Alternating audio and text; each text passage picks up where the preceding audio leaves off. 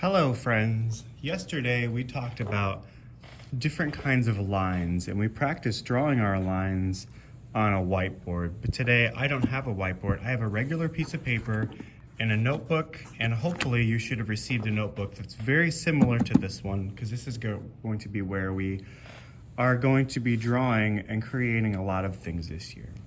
Now we are going to be using a line, but this is something that's called a continuous line. That means that it keeps on going. So once we start, we don't stop until it's been about 20 to 30 seconds.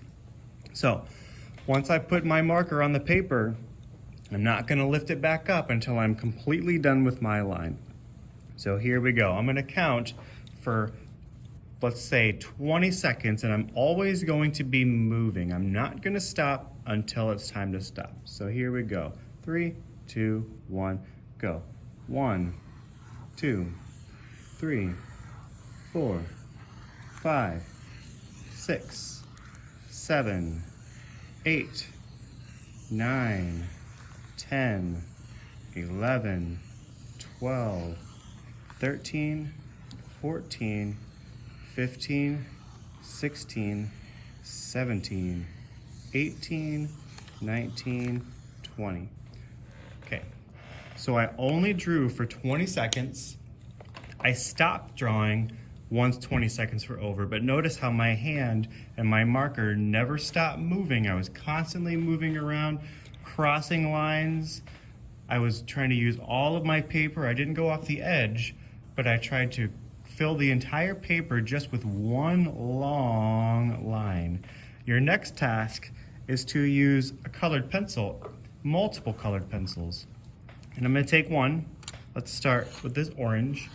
And I'm gonna start thinking not of this as a line anymore, but I'm gonna look at all the different shapes that the lines created when I crossed over the line. So we've got small shapes like this triangle here. Some of these aren't even shapes that you recognize. They're called organic lines. The other ones are called geometric. So I'm gonna start by coloring in inside these lines. And I'm gonna try to go slow, and I'm gonna try to stay inside the lines. And I'm gonna switch up my pencil because I don't wanna color two of the same color next to each other. I want this to be really, really, really colorful. So you can use all your colors if you want. And I'm just gonna slowly color the space in between the lines. Now, if you noticed, when I drew my line, I used a blue marker. You don't have to use a blue marker. You can use any color marker that you want to make your lines. And then once you're done, you can use any color of colored pencil to start filling in your lines. I might go through this entire box because there are a lot of colored pencils in there.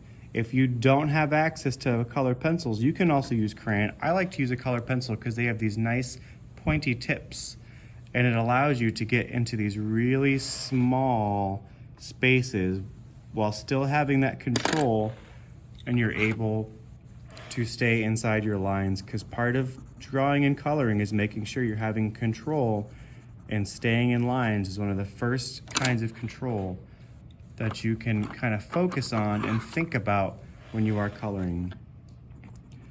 So my goal is to slowly and carefully fill in all the different shapes. And remember, I don't want two of the same color next to each other. Even though these are both kind of orange, this one is a much brighter orange, and this is a more dull orange. So you can use two colors that are similar, but try not to use the exact same color next to each other. If it happens, it happens. But this is why we're trying to go slow and think and make these choices so we know we're trying to have the best control that we can. So your goal, once you draw your line, is to color inside of the lines and fill up all these little spaces, and it's gonna end up being this crazy, colorful maze. And you just keep on coloring until it's completely filled.